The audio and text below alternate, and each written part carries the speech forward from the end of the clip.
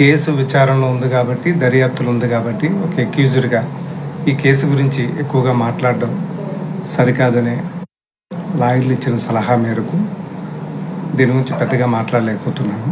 కాకపోతే అనేక పత్రికా కథనాల ద్వారా లేకపోతే కొన్ని సోషల్ మాధ్యమాల ద్వారా నా వ్యక్తిత్వాన్ని హననం చేసే ప్రక్రియ జరుగుతున్నందున ఒక క్లారిటీ అయితే ఇవ్వదలుచుకున్నాను.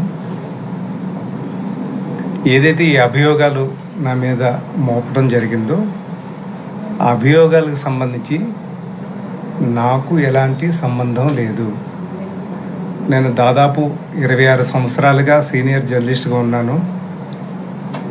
దాదాపుగా చాలా పెద్ద వాళ్ళతో కలిసి పనిచేసే అవకాశం నాకు దక్కింది. గౌరవ జగన్మోహన్ రెడ్డి గారి ప్రోత్సాహంతో, ఆయన అభిమానంతో ఈ పార్టీలో నాకు ఎంతవరకు వీలవుతుందో అంతవరకు పనిచేయడం జరుగుతుంది. ఇవాళ వివిధ ఛానల్స్లో, పత్రికల్లో ఎడిటర్లు గాను, సీనియర్ జర్నలిస్టులు గాను రోజు ఏ పని అయితే చేస్తారో ఆ పరిధికి లోబడే నేను పని చేస్తాను తప్ప పరిధి దాటి ఎప్పుడు పనిచేయలేదు. బేసిక్గా నా మీద ఇప్పటి వరకు ఒక్క కేసు కూడా లేదు. ఈ మధ్యకాలంలో కర్నూలుకు సంబంధించి ఒకసారి పిలవటం జరిగింది. నేను వెళ్ళి వివరం కూడా ఇచ్చాను. పోలీసు వారు కూడా అక్కడ అడిగిన అన్ని సమాధానాలకి నేను సమాధానం ఇవ్వటం జరిగింది. ఇవాళ కూడా ఈ కేసుకి సంబంధించి వివరాలు అడిగితే నేను చెప్పాను. నా నిర్దోషిత్వాన్ని నిరూపించుకోవటానికి వాళ్ళు అడిగిన అన్ని రకాల సమాచారం ఇవ్వడానికి నేను సిద్ధంగా ఉన్నానని చెప్పాను. స్పష్టత ఏంటంటే, ఏదైతే అభియోగాలు ఎదుర్కొంటున్న పోస్టింగ్ ఉందో ఆ పోస్టింగ్ తయారీలో కానీ, దాన్ని ఇతరులకు పంపించడంలో కానీ, లేదా దాన్ని నేను పోస్ట్ చేయటం కానీ, ఈ 3 పనులు కూడా నేను చేయలేదండి. ఈ పనే కాదు, ఎప్పుడు కూడా చేయలేదు. నేను ఎప్పుడు కూడా నేను చెప్తున్నాను, జర్నలిస్ట్ విలువలకు లోబడే పని చేస్తుంది తప్ప బయట ఉన్నాను. ఇంతకు మించి నేను ఎక్కువ మాట్లాడడం కరెక్ట్ కాదు. మిగతా విషయాలన్నీ కూడా లాయర్ గారు ఇక్కడ పనవాళ్ళ సుధాకర్ రెడ్డి గారు అండ్ భరత్ అనే లోకల్ లీడర్ ఉన్నారు, వాళ్ళిద్దరు మాట్లాడతారు.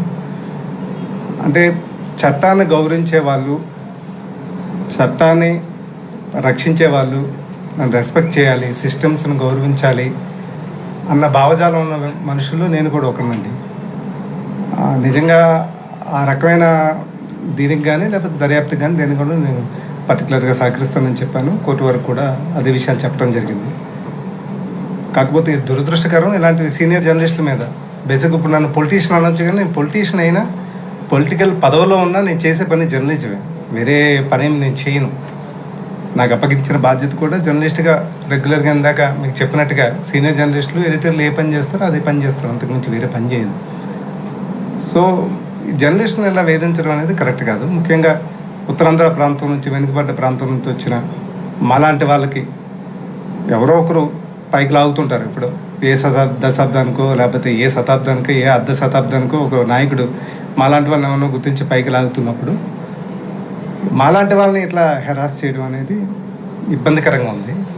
సో నేను ఆత్మవిశ్వాసంతో ఉన్నాను, ధైర్యంగా ఉన్నాను. ఎందుకంటే జగన్ గారి వెనకాతలు నడిచినప్పుడు ఆయన శ్వాస తగిలినా, ఆయన మాట విన్నా, ఆయన దేహం పక్కన నడిచినా చాలు. ధైర్యం లేనివాడికి ధైర్యం వస్తుంది, ధైర్యం ఉన్నవాడి ధైర్యం మరింత రెట్టింపు అవుతుంది. దీన్ని బలంగా నమ్మి మేము అడిగేస్తాం. ఎప్పుడు కూడా తప్పులు చేయాల్సిన అవసరం మాకు లేదు. దయచేసి వ్యక్తిత్వ హననం చేయడానికి ప్రయత్నించేవాళ్ళు ఎవరైనా సరే, నా మీద కథనాలు రాయాలనుకున్న వాళ్ళు, ఏదైనా సరే నాకు సంబంధించి ఎవరిని అడిగితే నేను ఖచ్చితంగా చెప్తాను. దానికి సంబంధించి మరోసారి క్లారిటీ ఇస్తున్నాను. ఆ పోస్ట్ను తయారు చేయడంలో కానీ, ఫార్వర్డ్ చేయడంలో కానీ, లేకపోతే పోస్ట్ చేయడంలో కానీ, ఈ 3 కూడా నా పనుల కిందకి రావు, నేను చేయలేదు. సో ఇవి త్వరలోనే కోర్టు ముందు కూడా అన్ని విషయాలు తెలియజేస్తాను. ఇంకా పొన్నవారు గారు